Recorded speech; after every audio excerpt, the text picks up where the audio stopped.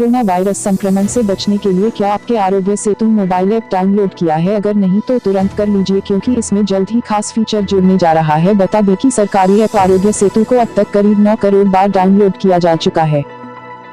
नीति आयोग के सीईओ अमिताभ कांत ने बताया कि इस ऐप में जल्दी ही टेलीफोन से डॉक्टर के परामर्श की सुविधा जोड़ी जाने वाली है। केंद्र सरकार ने कोरोना वायरस महामारी के खिलाफ जारी अभियान को मजबूती देने को लेकर सरकारी और निजी क्षेत्र के कर्मचारियों के लिए आरोग्य सेतु मोबाइल एप्लीकेशन का इस्तेमाल जरूरी कर दिया है। कोरोना वायरस को रोकने के लिए सरकार ने तीसरे बार भारत में लॉकडाउन की अवधि को बढ़ा दी। केंद्र सरकार के फैसले के मुताबिक 17 मई देश भर में लॉकडाउन है। इसी बीच उत्तर प्रदेश के गाजियाबाद में लॉकडाउन को लेकर नई गाइडलाइन जारी की गई, जिसके मुताबिक 31 मई तक लॉकडाउन बढ़ा दिया गया है।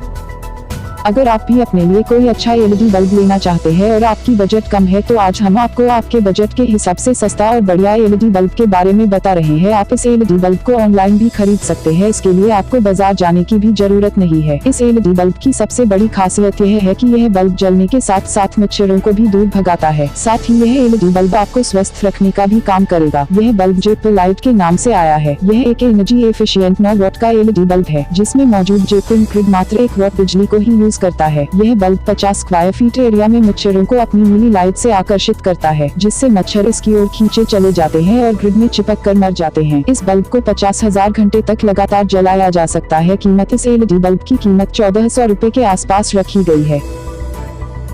चीनी स्मार्टफोन निर्माता कंपनी शाओमी अपने बहुप्रतीक्षित फ्लैगशिप स्मार्टफोन Mi 10 को भारत में लॉन्च करने की तैयारी कर रही है। कंपनी 8 मई 2020 को एक ऑनलाइन लॉन्च इवेंट में स्मार्टफोन की घोषणा करने के लिए तैयार है। इसके अलावा कंपनी को अपने वायरलेस ईयरफोन Mi TWS2 को लॉन्च करने की भी उम्मीद है। इसके अलावा एक नई रिपोर्ट बताती है कि डिवाइस निर्माता ने Redmi Note 9 और एक नया Poco M2 Pro को भी लॉन्च करने की योजना बनाई है। My Smart Price की एक रिपोर्ट के अनुसार शाओमी इंडिया ने Poco M2 Pro और Redmi Note 9 को भारत में लॉन्च करने की पुष्टि की है। दोनों डिवाइस के नाम शाओमी इंडिया की वेबसाइट पर आगामी Mi 10 के साथ देखे गए। इसका मतलब है कि पोको ने M2 Pro लॉन्च करने की योजना बनाई है। इन सभी उपकरणों को वेबसाइट पर RFA एक्सपोजे सेक्शन में देखा गया था। Poco M2 Pro model number M2001J2i के साथ है। यह पोको F2 Pro के लिए मॉडल नंबर M2004J11G से अलग है। उसी सेक्शन से हमें Mi 10 और Redmi Note 9 के बारे में कुछ जानकारी मिलती है। पोस्ट के अनुसार Mi 10 मॉडल नंबर M2001J2i के साथ आता है। दूसरी तरफ Xiaomi Redmi Note 9 model number M2003J15SI के साथ आएगा। शाओमी ने पहले ही दोनों डिवाइस को अन्य बाजारों में लॉन्च कर दिया है। दरअसल कंपनी ने अपने आगामी फ्लैगशिप शाओमी Mi 10 5G के लिए प्री ऑर्डर लेना भी शुरू कर दिया है। हम Redmi Note 9 और Poco M2 Pro के लॉन्च की तारीखों के बारे में निश्चित नहीं है। रिपोर्ट पर नजर डालें तो Redmi Note 9 एक मिड रेंज स्मार्टफोन होगा।